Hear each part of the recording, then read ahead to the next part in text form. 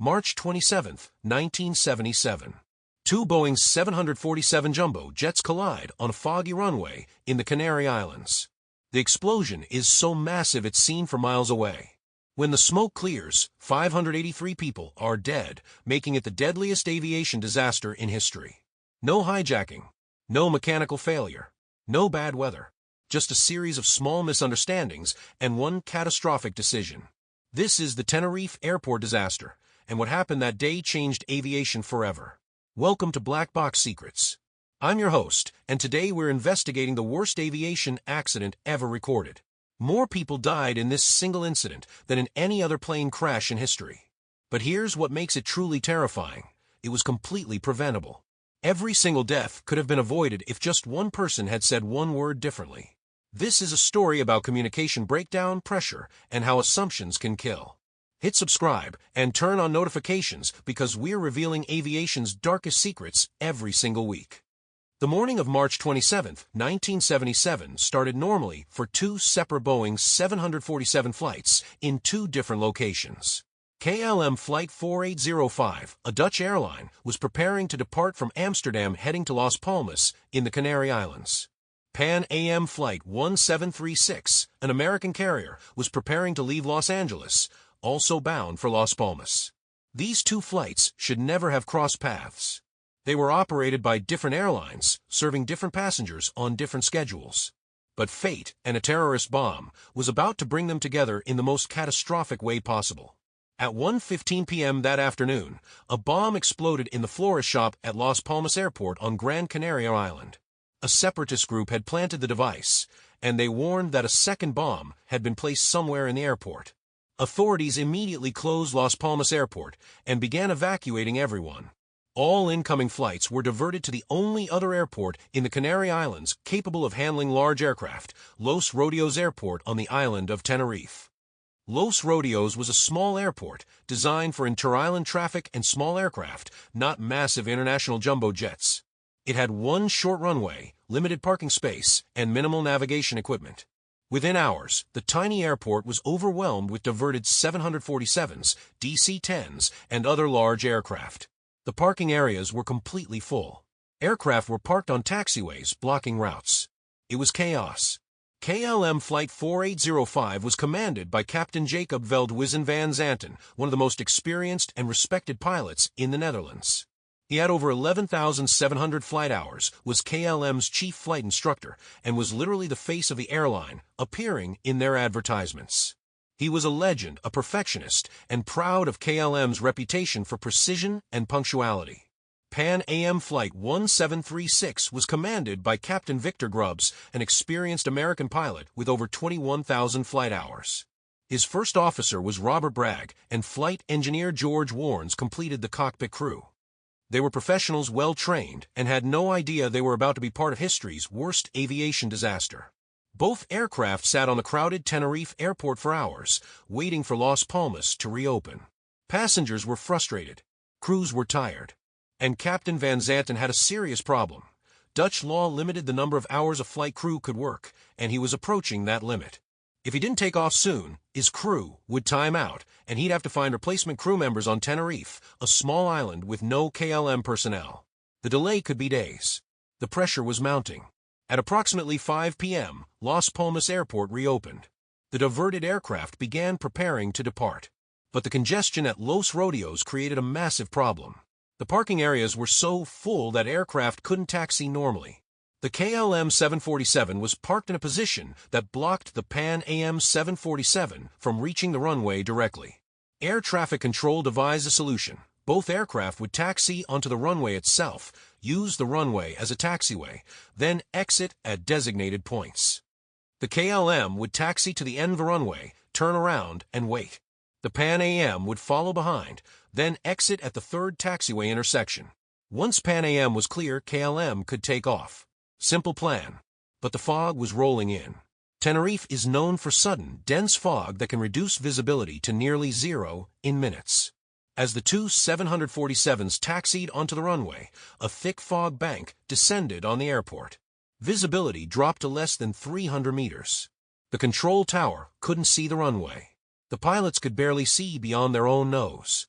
This was before ground radar. The controllers had no way to track aircraft positions except by radio reports. At 5:02 p.m., the KLM 747 reached the end of the runway and began its 180-degree turn. Captain Van Zanten was under pressure. His crew was timing out. Passengers were angry about the delays.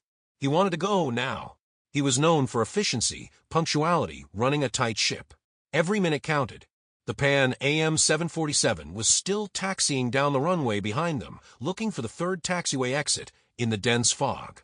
The exits were poorly marked, and in the fog, they missed the third exit. They continued slowly down the runway, still searching. At 5:05 p.m., Captain Van Zanten advanced the throttles on the KLM 747. He was taking off, but he never received takeoff clearance.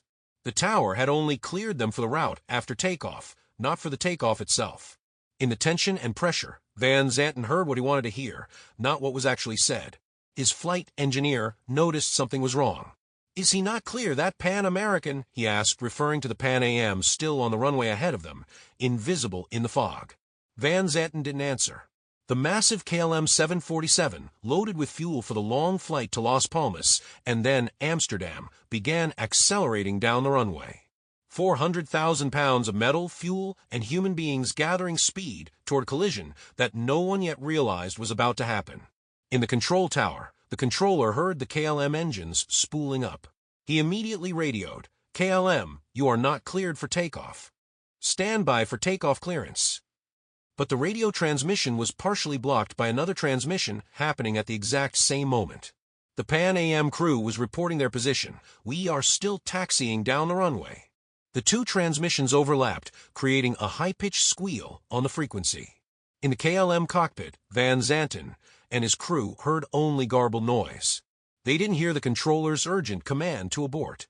They didn't hear Pan AM reporting they were still on the runway. They heard nothing but static. The KLM 747 continued accelerating. In the Pan AM cockpit, Captain Grubbs and his crew suddenly saw lights emerging from the fog ahead. For a split second, they couldn't process what they were seeing. Lights? On the runway? Coming toward them. Then they realized it was another 747 taking off, directly at them. "Get off! Get off! Get off!" Captain Grubbs screamed, slamming the throttles forward, desperately trying to turn the massive aircraft off the runway. But a 747 doesn't maneuver like a car. It was too late. In the KLM cockpit, Captain Van Zanten saw the Pan AM emerge from the fog directly in his path. He hauled back on the controls, trying to lift off early, trying to jump over the Pan AM. The KLM's nose lifted. The landing gear left the ground. For one impossible moment, it looked like they might clear it. They didn't. At 5:06 p.m., the KLM Boeing 747's undercarriage struck the top of the Pan AM Boeing 747 with catastrophic force.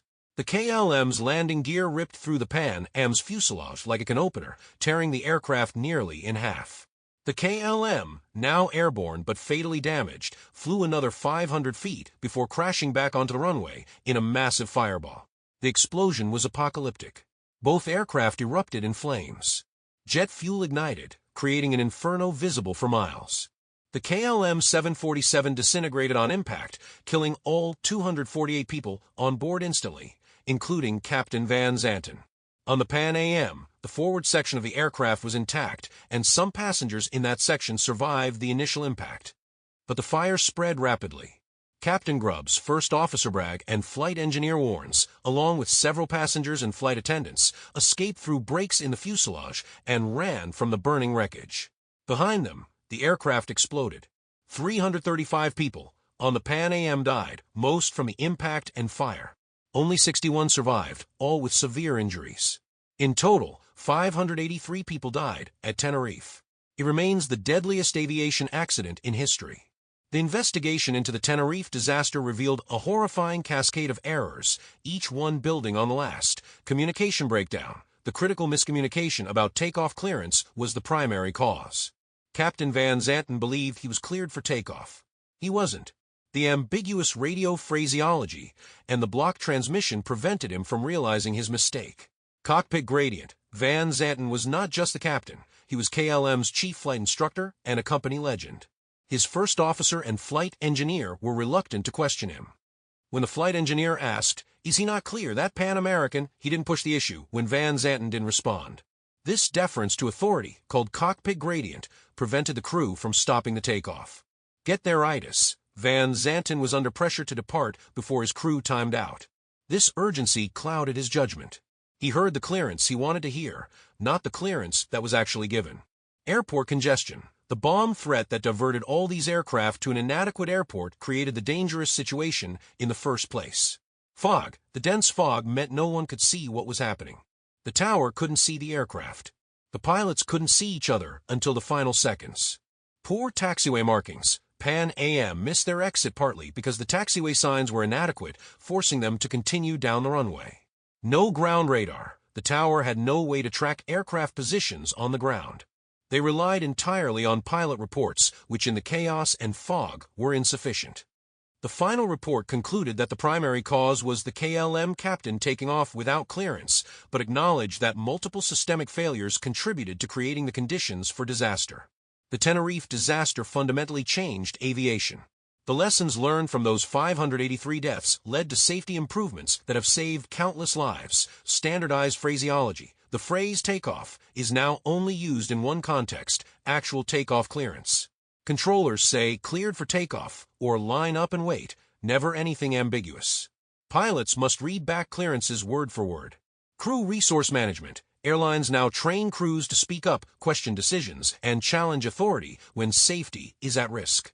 The cockpit gradient that prevented KLM's crew from stopping Van Zanten is now specifically addressed in training. Ground radar. Major airports worldwide installed ground radar systems that allow controllers to see exactly where aircraft are on the airport surface, even in fog. Runway incursion prevention. Enhanced lighting, signage, and procedures to prevent aircraft from being on runways when they shouldn't be.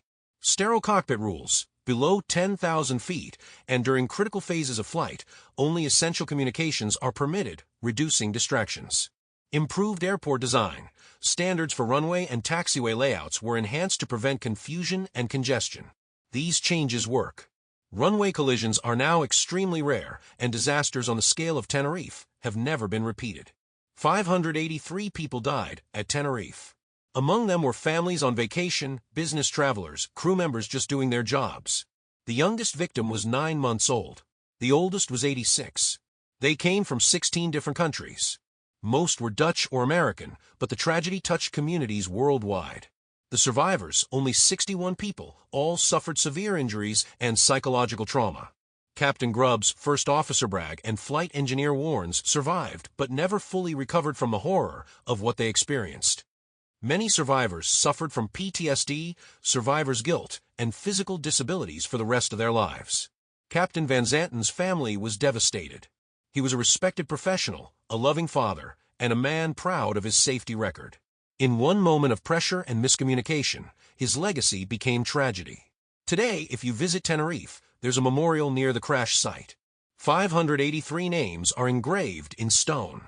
Families still visit, laying flowers, remembering loved ones who never came home from a routine flight on a foggy Sunday evening.